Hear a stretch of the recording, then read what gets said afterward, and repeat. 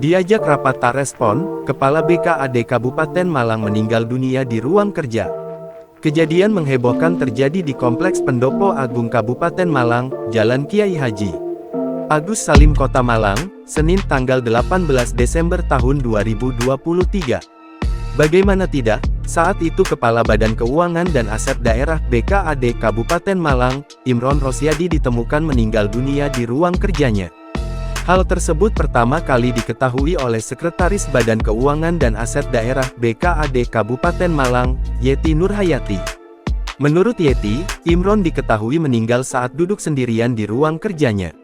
Ketika itu saya masuk ke ruangan beliau, menjemput untuk rapat bersama Bupati Malang di ruang Anusapati, Pendopo Kabupaten Malang, ungkapnya melalui sambungan telepon, Senin tanggal 18 Desember tahun 2023, dikutip dari kompas.com.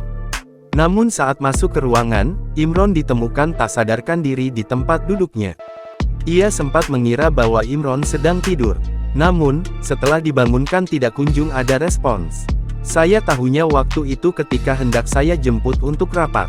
Saya coba bangunkan ternyata beliau namun tidak kunjung ada respon, tuturnya.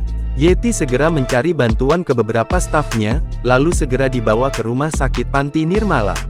Namun sayangnya, begitu diperiksa di rumah sakit, dinyatakan meninggal dunia, jelasnya. Saat masuk kerja, Yeti menyebut pimpinannya itu dalam keadaan baik-baik saja.